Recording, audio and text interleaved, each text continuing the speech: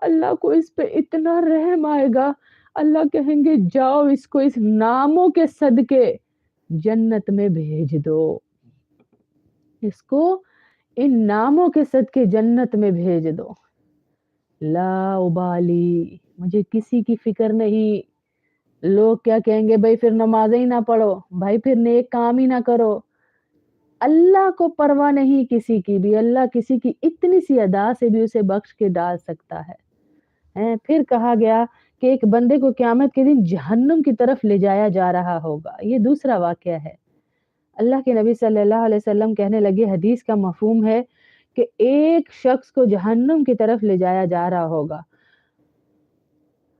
جب اس جہنمی شخص کو آگ کے اندر ڈالا جائے گا، پھینکا جائے گا، تو آگ پیچھے کو ہو رہی ہے۔ ارے جہنم کی آگ تو وہ ہے جو لگامیں توڑ کر جہنمی کو اچک لے گی، لیکن اس کے لیے پیچھے کیوں ہو رہی ہے؟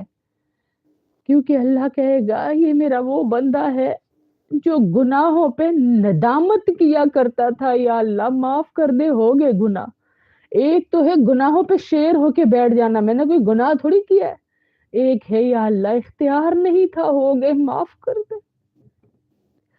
اللہ ایسے لوگوں کو بہت جلدی معاف کرتا ہے جو گناہ کر کے کبھی کوئی غصے کا تیز ہے بول گیا، زبان کا تیز ہے بول گیا، کوئی ایسا ہے جس کو نہیں وہ بات کرنی چاہیے تھی کر گیا، اس پر بھی وہ نادم ہے، تو اس کو ندامت کے اوپر اللہ رب العزت جنت میں ڈلوا دیں گے۔ اور آگ کو کس نے کہا کہ پیچھے ہو؟ اللہ ہی نے تو کہا۔ دیکھے بنی اسرائیل کی جو قوم تھی نا، تو ان کی توبہ بڑی مشکل تھی۔ ان کی توبہ کیا تھی؟ ابھی میں نے آپ کو پہلے رکوع میں کیا بتایا کہ جب ان سے گناہ ہو گیا تو اللہ رب العزت نے ایک واقعہ میں نے سنایا تھا نا، جس میں بقرہ نام کیوں آیا سورت کا؟ اس لیے آیا کہ ان کو گائے ذبح کرنے کا کہا، کیونکہ اس نے قاتل نے مقتول کو یوں کر دیا تھا۔ پھر اللہ نے بادلوں کے اوپر جب ان کے اوپر لے کر آئے، پہاڑ کو لے کر آئے، انہیں کہا گیا کہ اس بندے نے جب قتل کیا تو آزا مارو، پتہ چلے گا قاتل کون ہے۔ دوسری سزا ان کی کیا تھی کہ جس نے کفر اور شرک پھیلایا، جس نے ہماری آیتوں کو نہیں مانا، ان میں سے ایک دوسرے کو کیا کرے، جس نے شرک کیا وہ والے لوگ دوسروں کو قتل کریں، تب توبہ قبول ہوگی۔ قتل کرنے پہ توبہ قبول ہو رہی ہے کہ شرک والوں کو دوسرے لوگ قتل کریں، جو مرتد ہو گئے، جنہوں نے بچڑا بنا ڈالا، ان کو قتل کیا جائے۔ کچھ کو کہا کچھ زخمی کریں، ایسی ایسی سزائیں دی گئیں۔ ہمیں کیا کہا؟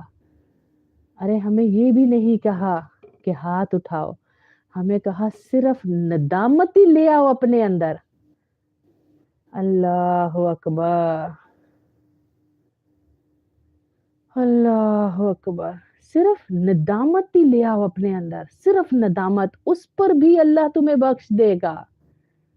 ہاں، ندامت کا جو آنسو ہے نا، قیامت والے دن جہنم کی آگ کے آگے ہر نبی کا عمل پیش کیا جائے گا، ہر چیز پیش کی جائے گی، وہ یوں باغیں توڑ رہی ہوگی، لگامیں توڑ رہی ہوگی، آگے آگے کہ میں ان کو کھا جاؤں، میں ان کو جلا ڈالوں۔ ایک مومن کی آنکھ کا آنسو جو اندر ہی رڑک گیا، اندر ہی گھوم گیا، باہر نہیں آیا، کبھی کوئی گناہ یاد آ گیا اکیلے میں، یا اللہ مجھے معاف کر دے، یا اللہ مجھے معاف کر دے، مجھ سے یہ بہت بڑا گناہ ہو گیا۔ ابھی کسی نے نہیں دیکھی آپ کی یہ معافی، کسی نے نہیں دیکھی، کوئی نہیں ہے آپ کے ساتھ، لیکن اللہ رب العزت نے وہ ندامت آپ کی دیکھ لی، وہ آنسو جہنم کے اوپر پھینکا جائے گا تو وہ جہنم پیچھے کی طرف ہو جائے گی۔ ہاں، اتنی قدر اللہ مومن کی آنکھ کے آنسو کی کرتا ہے۔ اللہ اکبر ہے، اللہ ہماری توبہ کی بڑی قدر کرتے ہیں۔ وعلیکم السلام ورحمت اللہ نمرہ، بڑی قدر کرتے ہیں اللہ پاک۔ تو اللہ کے سامنے ہر وقت تکبر نہ کرے، میں میرا نہیں، میں کچھ نہیں، بار بار میرا کچھ نہیں، اللہ سب کچھ، اللہ کا سب کچھ، بس پھر اللہ سب کچھ آپ کا بنا دیں گے۔